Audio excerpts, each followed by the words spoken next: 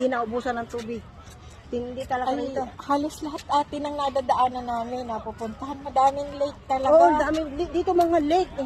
Talagang kahanga-hanga, wala mang dagat, wala mang ilog. Pero ang lake at talon ay napakalalakas. Sabi nila pa ay dadaan daw tayo sa talon pag uwi natin. Isipin mo yung dainaanan namin talon, hindi pa kayo wari ko nagdaan doon.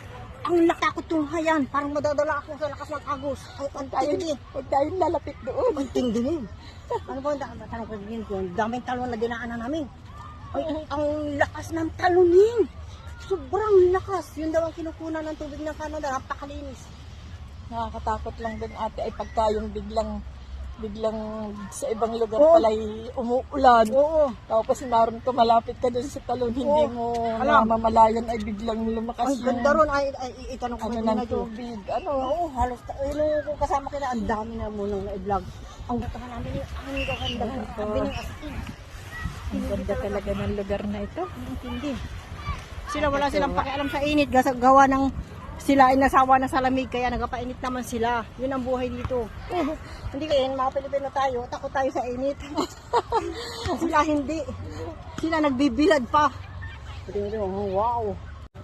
Pero tayo mga Pinoy, ayaw natin. Dito po ay sobrang init. Hindi pa rin po masyadong ramdam sa katawan. Gawa ng malamig-lamig pa rin po ang simoy ng hangin. Hindi. Yan. Dito Kaya sana tayo po, pupisto. Ay, napakaingat. kahit mainit na mainit ang panahon dito, okay lang po. Naka-jacket lang kami ni ate at protection sa aming balat. Kaya nakalong Muslim ako eh. Pag hindi ay itaw. Tinang sila nagbibirad. Hindi. Yung pong mga mapuputi, syempre gusto nila mainit. Oo. Para umitim-itim balat nila, pero mapuputi pa rin po. Pati pa rin. Hindi talaga grabe asin. Ang ganda talaga dito. Yan. Tayo ay magmaliligo ka ba ate? Hindi ko lang sapatos. Nagmaligo at habang yung mga batang maligo dyan ang walang mo yan Ayan po si Fanny, oh. Magdadala po ng timbola ni Baby Caitlyn. Andyan po sila sa ano. Yan po ang tinayong tent nila. Ayan. Pahingahan, silungan ng mga nagbibits. Tapos dumating na rin po ang pamilya ni IC. Andyan na po sila. Oh. Ibigyan mo si Sheila. Yan. Yan po si Sheila. Si Glina. Anak ko po si Glina. Ito po. Medyo matabi-tabi po. Sorry. Yan po si Sheila.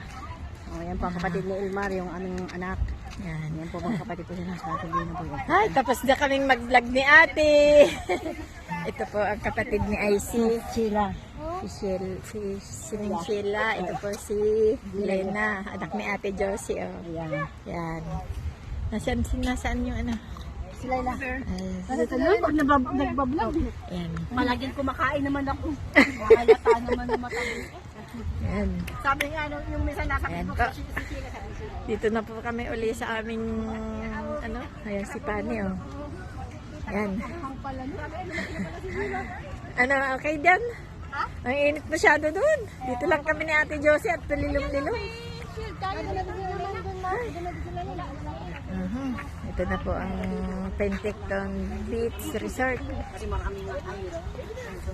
Dito lang po kami. At ayan po. Kapatid po yan ni IC. Ito po hipag ni IC. Nanay ni Glena. Si Ate Josie. Ating anak. Yan po ang buhay. Ay, ito ang buhay namin dito. Videohan ko kayo